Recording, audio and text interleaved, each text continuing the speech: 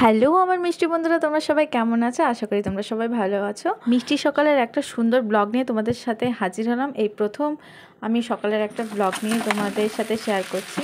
সকালে ঘুম থেকে ওঠার পরই আমাদের বিভিন্ন কাজে আমরা নেমে পড়ি, কারণ সকালে ঘুম থেকে উঠে কি রান্না করব, সকালে কি জলখাবার করব সেটাই চিন্তিত থাকতে হয় সবারই।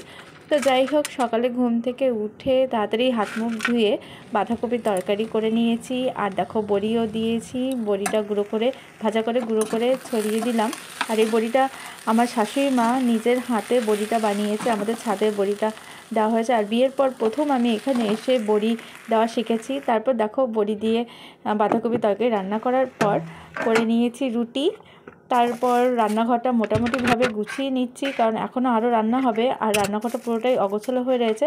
কিন্তু যাই হোক, রান্নার উনুনটা কিন্তু পরিষ্কার করতে হয়। আমার শাশুড়িমা বলে, রান্নাঘর অগোছালো থাকে মা লক্ষ্মী অসন্তুষ্ট হন। আমার ঘরটাকে গোছাতে, কারণ সকালে ঘুম থেকে উঠে পর পুচকুটাও শুয়ে থাকে, ওর বাবাও শুয়ে থাকে, তখন সঙ্গে সঙ্গে ঘরটা গোছানো হয় না। রান্নার কাজে ব্যস্ত হয়ে পড়ি। এদিকে শাশুড়ি মা তার কাজে ব্যস্ত থাকে, আমি এখানে রান্নাটা করে নিই, কারণ উনি উঠোন ঝাড় দেওয়া বাসনটা মাজা উনিই করে, যেহেতু পুচকু থাকে আমার একা হয়ে ওঠে না।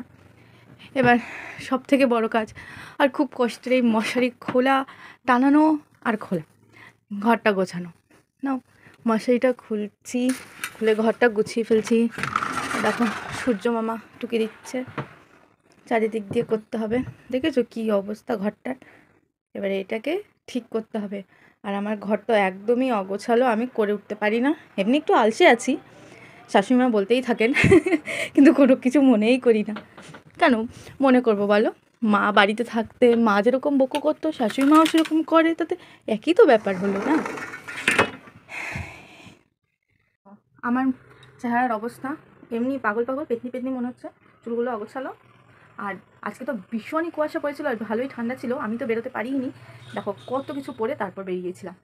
এবার সব কিছু গুছিয়ে নেব।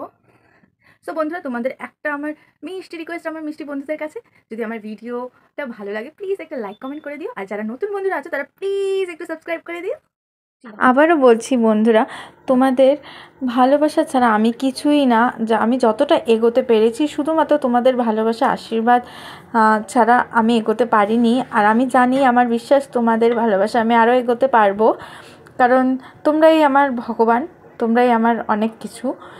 আর তোমাদের কাছে মিষ্টি অনুরোধ রইল, প্লিজ একটুখানি একটা লাইক কমেন্ট করে আমার পাশে থেকো।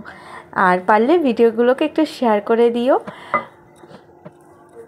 এবার দেখো, সকালে যেহেতু পুচকু, আগেই বলেছি পুচকু থাকে, তাই সকালে ঘুম থেকে উঠেই করা হয় না। আর বাবাও শুয়ে থাকে, উঠতে একটু লেট হয়, মানে 8টা-9টা তো বেজেই যায়। আর পুচকু তো তারপরেও একটু শুয়ে থাকে।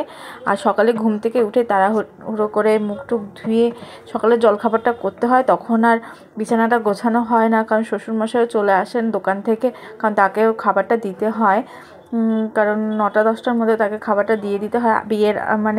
বিয়ের পরপরই তোমার হচ্ছে আমি আর কি ওই 9টার মধ্যেই খাবার করে দিতাম পুচকু হওয়ার আগে, কিন্তু এখন পুচকু হওয়ার পর ওই 10টা বেজে যায়, একটু লেট হয়ে যায়। তাও শ্বশুরমশাই কিছু বলেন না, শাশুড়িমাও সেরকম কিছু বলে না।